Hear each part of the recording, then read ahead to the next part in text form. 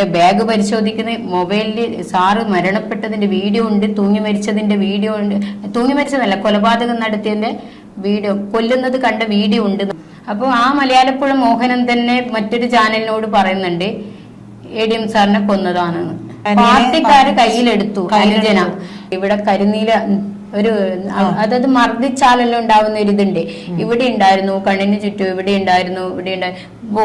ഈ ബാക്ക് ഭാഗത്തിൽ ഇത്രയും ഒരു കുറച്ച് വീതിക്ക് തന്നെ രക്തപ്പാടുകൾ കാണുന്നുണ്ട് കഴുത്തിന്റെ ഭാഗത്തൊക്കെ. നമസ്കാരം.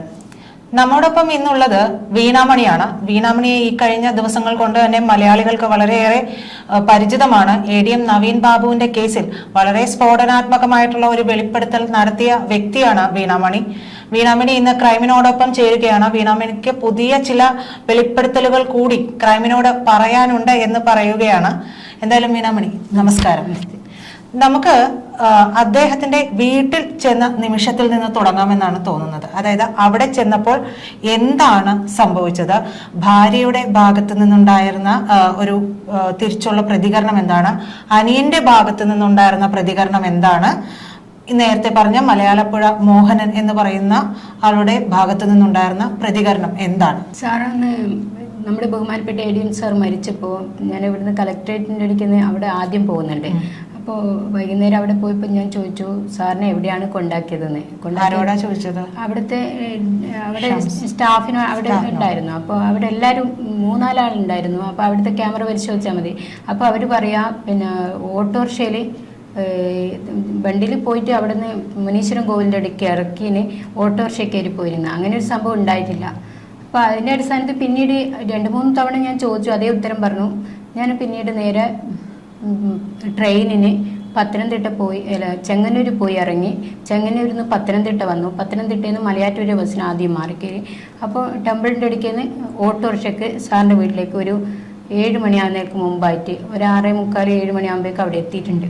അപ്പോൾ എനിക്ക് ബഹുമാനപ്പെട്ട ADM സാർ എന്നോട് പറഞ്ഞിട്ടുണ്ടായിരുന്നു പിന്നെ അനുജൻ അഡ്വക്കേറ്റ് ആണെന്നും മലയാളപ്പുഴയാണ് വീടെന്നും ഭാര്യ അവിടെ ഈ താലൂക്കിൽ തഹസിൽദാറാണെന്നൊക്കെ പരിചയപ്പെടുത്തിയിരുന്നു. 2 പൊന്നുമക്കളുണ്ട്, പെൺകുട്ടികളാണെന്നൊക്കെ പറഞ്ഞിട്ടുണ്ടായിരുന്നു. ആ അടിസ്ഥാനത്തിൽ അവിടെ 2 വീടുണ്ടെന്നും എല്ലാം പറഞ്ഞതിൻ്റെ അടിസ്ഥാനത്തിൽ തന്നെയാണ് ഞാൻ അവിടെ പോയത്.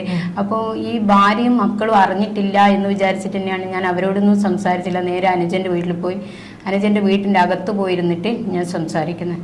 അപ്പോൾ എല്ലാ കാര്യവും സംസാരിക്കുമ്പോൾ അവരോട് പറഞ്ഞ ഒരു കാര്യമുള്ളൂ, നിങ്ങൾ ബോഡി ഒന്ന് പരിശോധിക്കണം, സാറിനെ അപായപ്പെടുത്തി കൊന്നതാണ്, സാറ് തൂങ്ങി മരിച്ചില്ല, പോസ്റ്റ്മോർട്ടം ചെയ്തില്ല, നിങ്ങൾ പോസ്റ്റ്മോർട്ടം ചെയ്യണം. ഈ വാചകമാണ് ഞാൻ അവിടെ പറഞ്ഞത്. അപ്പോൾ സാറിൻ്റെ അനുജൻ എന്നോട് പറഞ്ഞു ഇങ്ങോട്ട്, എല്ലാ ഹോസ്പിറ്റലുകളും ഇവരുടെ CPM-ൻ്റെ അല്ലേ, അപ്പോൾ നമുക്ക് എന്താണ് കിട്ടുക അതിൽ നിന്ന് ഏതെങ്കിലും കേരളത്തിലെ ഒരു ഹോസ്പിറ്റലിൽ നിന്ന്.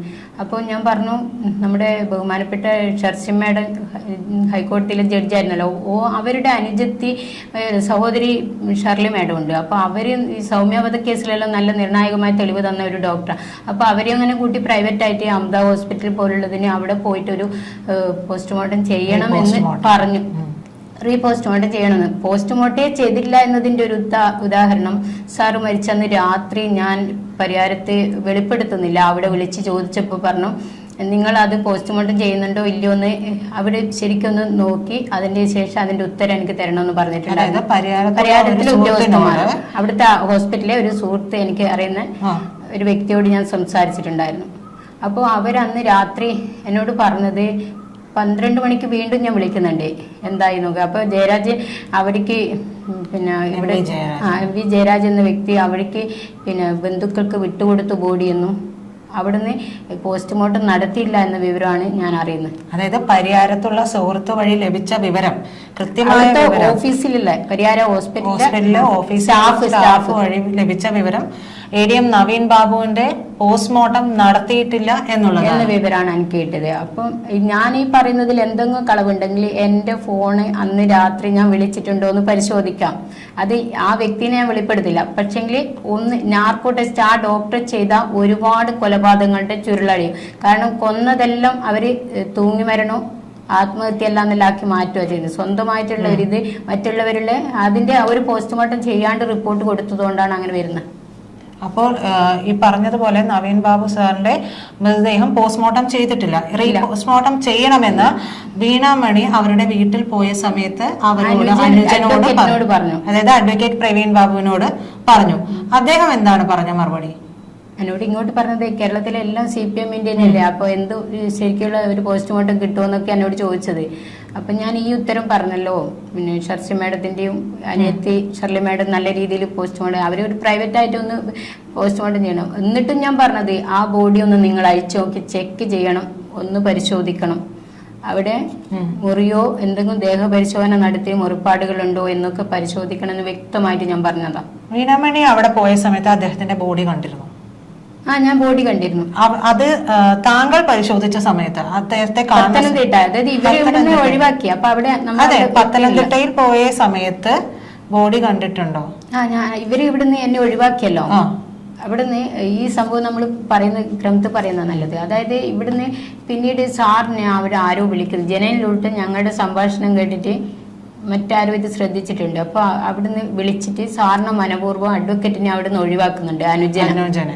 അനുജനെ അവിടുന്ന് ഒഴിവാക്കിയതിന് ശേഷം അവിടെ വരുന്ന 5-6 ഗുണ്ടകളാ. അതിൽ ഒന്നാമൻ മലയാറ്റൂര് മോഹനൻ, മലയാലപ്പുഴ മോഹനൻ എന്ന് വെച്ചാൽ മലയാലപ്പുഴ അമ്പലത്തിന്റെ കുറച്ച് മുന്നേ സൈഡിലോട്ടുള്ള ആ റോഡിന്റെ അവിടെയാണ് അവന്റെ വീട്. അപ്പൊ അവനാണ് എന്നെ വന്നിട്ട് എന്റെ ബാഗ് പരിശോധിക്കുന്ന മൊബൈലിൽ സാറ് മരണപ്പെട്ടതിന്റെ വീഡിയോ ഉണ്ട്, തൂങ്ങി മരിച്ചതിന്റെ വീഡിയോ ഉണ്ട്, തൂങ്ങി മരിച്ചതല്ല കൊലപാതകം നടത്തിയതിന്റെ വീഡിയോ, കൊല്ലുന്നത് കണ്ട വീഡിയോ ഉണ്ടെന്ന് അയാൾ ആവശ്യപ്പെടുന്നത്. അതുകൊണ്ട് എനിക്ക് ഫോൺ സെർച്ച് ചെയ്യണം, ഈ പെൻ ക്യാമറയിലുള്ള വ്യക്തിയാണെന്നൊക്കെ അവിടുന്ന് പറയുന്നത്. അപ്പോൾ അതുകൊണ്ട് അവിടുന്ന് എന്നെ പറ്റിയുള്ള വിവരങ്ങൾ കണ്ണൂരിലുള്ളവരുമായിട്ട് സംസാരിച്ചിട്ടുണ്ട്. അപ്പോൾ അവിടുന്ന് എന്നെ ഒഴിവാക്കണമെന്ന് അവരുടെ ഒരു ഇതായിരുന്നു. കാരണം അവിടുത്തെ സത്യസന്ധമായ വിവരങ്ങൾ ഞാൻ പറഞ്ഞതുപോലെ അന്ന് കേട്ടിട്ടുണ്ടെങ്കിൽ ഇന്ന് എല്ലാവരും അകത്താകുമായിരുന്നു. അപ്പൊ അതുകൊണ്ട് ADM-ന്റെ അനുജനെ അവര് സ്വാധീനിച്ചു, രാഷ്ട്രീയത്തിൽ സ്വാധീനിച്ച് അവരെ ആ ബോഡി നന്നായിട്ട് സെർച്ച് ചെയ്യാനോ പരിശോധിക്കാനോ ഒന്നും അവർ വിട്ടിട്ടുണ്ടാവില്ല. കാരണം ആ മലയാലപ്പുഴ മോഹനും 5-6 ഗുണ്ടകളും എന്നെ വന്നിട്ട് ബാഗ് പരിശോധിക്കാൻ നോക്കുന്ന, ഡ്രസ്സ് അടിക്കാൻ നോക്കുന്ന, ഉപദ്രവിക്കാൻ നോക്കുന്ന, പൊട്ടിത്തെറിച്ച പോലെ സ്ഫോടകത്തിലാണ് സംസാരിക്കുന്നത്. ഒരു ലേഡിയോട് സംസാരിക്കേണ്ട രീതി, അവർക്ക് എന്തോ ഭയം എന്നിലുണ്ട് ഞാൻ അവിടെ പോയതിൽ. അപ്പൊ അത് കണ്ണൂരുകാർ ഏൽപ്പിച്ച ആ ദൗത്യം മലയാലപ്പുഴ മോഹനെ അവിടെ നിന്ന് എന്നെ ഏൽപ്പിക്കുന്നു. അപ്പോൾ ആ മലയാലപ്പുഴ മോഹനൻ തന്നെ മറ്റൊരു ചാനലിനോട് പറയുന്നുണ്ട് ADM സാറിനെ കൊന്നതാണെന്ന്. അതും പറയുന്നുണ്ട് അയാള്. പിന്നീട് മാറി, അയാള് മിനിറ്റ് മാറി. പക്ഷെ അവര് മാറും, പക്ഷെ എനിക്ക് മാറേണ്ട ആവശ്യമില്ല. ഞാൻ ഇത് ചാനലിനോട് അന്ന് വെളിപ്പെടുത്തിയ കാര്യമല്ല. ഇതിന്റെ യഥാർത്ഥ സത്യം ഞാൻ അന്ന് അകത്തിരുന്നിട്ട് ADM-ന്റെ അനിയനോട് സ്വകാര്യമായി പറഞ്ഞ കാര്യം. അത് അവരത് ചെയ്യൂന്ന് വെച്ച്. ബോഡി ഉണ്ടെങ്കിലും നമുക്കിന്ന് അതുമായിട്ട് മുന്നോട്ട് പോയാൽ നല്ല രീതിയിൽ അവരുടെ ആ നിരപരാധിയായ പൊന്നുമക്കൾക്ക് നീതി കിട്ടുമായിരുന്നു.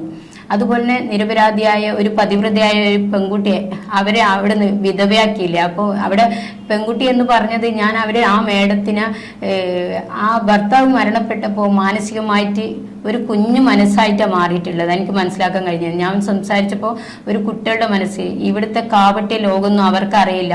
അവർ ഒരുപാട് പഠിച്ചിട്ടുണ്ട്, ഒരു വലിയ സീനിയർ ഉദ്യോഗസ്ഥയാണ്, ഇതൊക്കെ ശരിയാണ്. അത് ഭർത്താവ് മരണപ്പെട്ട ഒരു സ്ത്രീ അവിടെ വിധവയായപ്പോൾ പെട്ടെന്നുണ്ടായ ആ മാനസിക ഷോക്ക്, അവിടെ ഒന്നും പറയാൻ പറ്റാത്ത ഒരു പാവം ഒരു കുഞ്ഞു മനസ്സിലാണോ അനിയനോട് എല്ലാ കാര്യങ്ങളും. അതുകൊണ്ടാണ് ഞാൻ അവരോട് ഭാര്യയോട് ഒന്നും പറഞ്ഞില്ല. അനിയൻ ഇതില് ഒരു സ്വാധീനം ചെലുത്തി, അതായത് പാർട്ടിക്കാര് കയ്യിലെടുത്തു അനുജന.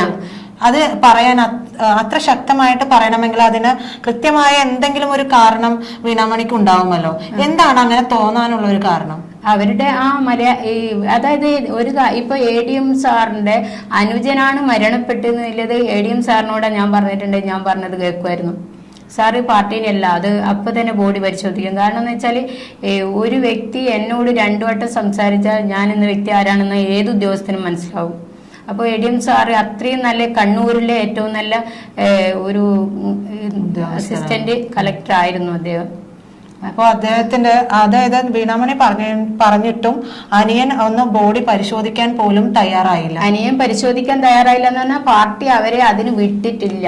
അതാണ് അതിന്റെ ഇത്. അനിയനെ അവിടുന്ന് സോപ്പിട്ടിട്ട് പിടിക്കുവാന്ന് പറയും നമ്മളെ കണ്ണൂർ ഭാഷ.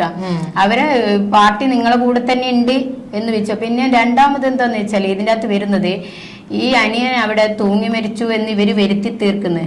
അപ്പൊ ഇവര് തലേ ദിവസം എന്നോട് അനുജൻ പറഞ്ഞൊരു വാചകമുണ്ട്, 12:40 വരെ ചാറ്റ് ചെയ്തിന് അടുത്തിമയായിട്ടെന്ന്. അപ്പോൾ അവിടെ മാനസികമായിട്ട് ഏട്ടൻ, അതായത് നവീൻ സാറ് അവിടെ മാനസികമായിട്ട് ഷോക്കായതുകൊണ്ട് ഇവരുടെ അവഹേളനത്തിൽ തൂങ്ങി മരിച്ചെന്ന് അവരെ ബോധിപ്പിക്കുന്ന പാർട്ടിയാണ്. അപ്പൊ അത് വിശ്വസിക്കുന്നത്. കണ്ണൂരിലെ ഗുണ്ടകളെയൊന്നും നവീൻ സാറിന്റെ അവരെ വീട്ടുകാർക്ക് അറിയില്ല എന്ന് എനിക്ക് മനസ്സിലായി. അപ്പം ശരിക്കും സംഭവിച്ചത്, ഒരു ദിവ്യേനെ പോലുള്ള ഒരു പെണ്ണ് പറഞ്ഞാലൊന്നും സാറ് തൂങ്ങി മരിക്കേണ്ട ആവശ്യമില്ല. ആരും പ്രൗഡായിട്ട് നിൽക്കും ആ കാര്യത്തിൽ. എന്ന് വെച്ചാൽ അവിടെ ദിവ്യ ചെയ്തത് ചതി എന്ന് വിചാരിച്ചാല് അവഹേളിച്ചു, അപമാനിച്ച് ക്ഷതേൽപ്പിച്ചു, അപകീർത്തിപ്പെടുത്തി. 4 കേസുകൾ BNS എടുത്തിട്ടുണ്ടോ എന്നതാണ് ഞാൻ ചോദിക്കുന്ന ചോദ്യം. ഒന്നാമത്തത്, അവൾക്കിപ്പോ ബഹുമാനപ്പെട്ട തലശ്ശേരി കോടതി എവിടെയും പോകാന്ന് പറഞ്ഞില്ലേ. അപ്പൊ ഇങ്ങനെ അപകടപ്പെടുത്തുകയും ചെയ്ത് 5 ഇത് വന്നില്ല. അപ്പോ അതായത് 98,500 രൂപ വാങ്ങിച്ചു എന്ന് പറയുന്നു. ഒരു ADM സാറിനോട് പറയുന്നത് ഇവിടെ ചെയ്തതുപോലെ പത്തനംതിട്ട പോയിട്ട് അങ്ങനെ ഉദ്യോഗം ചെയ്യരുത്. അവിടെ ഒരു പേപ്പർ, ഒരാളുടെ പേപ്പർ എന്ന് പറഞ്ഞാൽ ഒരാൾ ഫയലാണ്, ഒരാൾ ജീവിതാണെന്ന്. അപ്പോൾ മറ്റുള്ളവരെ, കേരളത്തിലെ മുഴുവൻ ജനങ്ങളെയും പാവപ്പെട്ടവരെ വഞ്ചിക്കുകയും ചതിക്കുകയും ഒക്കെ ചെയ്യാം. നീതി കിട്ടാതെ ഒരുപാട് അമ്മമാരുണ്ട്, ഒരുപാട് പെങ്ങന്മാരുണ്ട്, ഒരുപാട് വിധവകളാക്കിയവരുണ്ട്, ഒരുപാട് കുഞ്ഞു മക്കളുണ്ട്. അവരെയൊക്കെ അങ്ങനെയൊക്കെ ആക്കാം. എന്നിട്ട് ഞാൻ പറഞ്ഞ പോലെ ആ ചോദ്യം ADMനെ പഠിപ്പിക്കുക ചെയ്യുന്നത്. ആ പാവം സാറെന്ന് വെച്ചാൽ ആ സാറിന്റെ മുമ്പിൽ ഏത് ഫയലെത്തിയാലും പച്ചമഷിയിൽ ഒപ്പിടുമ്പോൾ സത്യസന്ധമായിട്ട് നീതി ചെയ്യുന്ന ഒരു നല്ലൊരു ഉദ്യോഗസ്ഥനാണ്. എന്തായാലും താങ്കൾ അവിടെ പോയല്ലോ, അദ്ദേഹത്തിന്റെ വീട്ടിൽ പോയി. അദ്ദേഹത്തിന്റെ ശരീരത്തിൽ, മൃതദേഹത്തിൽ എന്തെങ്കിലും എന്നിട്ട് അവിടുന്ന് ഇതായിട്ട് കണ്ടിട്ടുണ്ടോ? അവിടെ ഞാൻ പറയാ, എന്നിട്ട് ഞാൻ അവിടുന്ന് ഇവര് പോലീസുകാരെ വിളിക്കുന്നത്. ഞാനപ്പോഴത്തേക്ക് അവിടെ ഞാൻ പോകുമ്പോൾ ഞാൻ അവിടുത്തെ പത്തനംതിട്ടയിലെ അഡ്വക്കേറ്റിനെയൊക്കെ വിളിച്ച് വരുത്തിയിട്ടുണ്ട്. എനിക്ക് എന്തെങ്കിലും ഒരു വിഷമം അവിടെ നിന്നുണ്ടെങ്കിൽ നിങ്ങൾ വരണം. അപ്പം ഞാൻ എന്നോട് അവർ പറഞ്ഞു നിങ്ങൾ പോകണ്ടെന്ന് പറഞ്ഞില്ല. അവർ പാർട്ടിക്ക് വേണ്ടിയിട്ട് അവർ അഡ്വക്കേറ്റിനെ സ്വാധീനിച്ചതാണ്, പാർട്ടി അതിൽ ചെയ്തതാണ്. ആ ബോഡി കത്തിക്കുന്നവരെ അവരുടെ ഭാഗത്ത് ഉണ്ടാവുമെന്ന് എന്നോട് മറ്റൊരു അഡ്വക്കേറ്റ്, അവിടുത്തെ അഡ്വക്കേറ്റുമാർ പറഞ്ഞു. ആ അഡ്വക്കേറ്റുമാർ പറഞ്ഞിട്ട് ഞാൻ പോലീസിനെ വിളിക്കും എന്ന് തോന്നി. എന്നെ ഉപദ്രവിക്കാൻ അവർ നോക്കിയതല്ലേ. അപ്പോൾ പോലീസിനെ വിളിക്കും തോന്നിയപ്പോൾ ഇവർ തന്നെ പോലീസിനെ വിളിച്ചു. പോലീസിനെ വിളിച്ചടിക്കുന്ന എന്നോട് പറഞ്ഞു പ്ലീസ് ദയവ് വിചാരിച്ചിട്ട് ഇവിടെയൊന്നും ഒരു ഇത് ഉണ്ടാക്കരുത്. അപ്പൊ ഞാനെന്താ പറയുന്നത്, അവിടെ ബോഡി കത്തിക്കരുത്, നിങ്ങൾ പോസ്റ്റ്മോർട്ടം ചെയ്യണമെന്ന്. ആ CI SI അവരവിടെ വന്നിട്ടുണ്ട്, CI വന്നിട്ടുണ്ട്. അപ്പോൾ അവര് ഒരു ഓട്ടോറിക്ഷ വിളിക്കുന്നു, എന്നിട്ട് എന്നെ അവിടെ നിന്ന് വേഗം മാറ്റുക ചെയ്യുന്നത്. എന്ന് വെച്ചാൽ അവിടെ ഞാനൊരു കുട്ടികളെ ഓർത്തിട്ട്, ആ പൊന്നു മക്കളില്ലേ, അവിടെ ഞാനൊരു കോടതി അറിയാൻ വേണ്ടിയിട്ട് അവിടുത്തെ പോസ്റ്റ്മോർട്ടം ചെയ്യണമെന്നൊന്ന് ആവർത്തിച്ചിട്ട് അവിടെ കുറെ അസിസ്റ്റന്റ് കളക്ടർമാരും അവിടെ ഒരു ഉദ്യോഗസ്ഥന്മാരെല്ലാം അവിടെ വരുന്നുണ്ടല്ലോ. അപ്പൊ അവരുടെ മുന്നിൽ പറഞ്ഞിട്ടുണ്ട്, കേൾക്കുമായിരുന്നു ഞാൻ. പക്ഷെ ഇവരുടെ ഇതിൽ ഞാൻ അവിടെ പറയുമ്പോൾ ഒന്നും അറിയാത്ത അച്ഛനെ നഷ്ടപ്പെട്ട പൊന്നുമക്കൾ അകത്തിരിക്കുന്ന അവരുടെ വേദന വിചാരിച്ചിട്ട്, ഞാൻ ഈ ഗുണ്ടകൾ വിചാരിച്ചിട്ടല്ല, എനിക്ക് എന്ത് പറ്റിയാലും പ്രശ്നമില്ലായിരുന്നു. ഞാൻ എന്താ വെച്ചാൽ എന്നെ ഉപദ്രവിക്കട്ടെ, ഞാനിത് സാറിന് നീതി കിട്ടണം, ആ കുട്ടികൾക്ക് നീതി കിട്ടണം എന്ന് വെച്ചിട്ട് ഒറ്റയ്ക്ക് അവിടെ പോകണ്ടിക്കില്ല, അതിന്റെ ഒരു ഇതുണ്ടാവില്ലേ.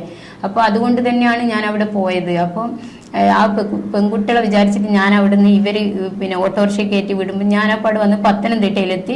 ഞാൻ അവിടുന്ന് ബോഡി കാണുന്നു. ബോഡി അവിടെ 1/2 മണിക്കൂർ അവിടെ വെച്ചിട്ടില്ല.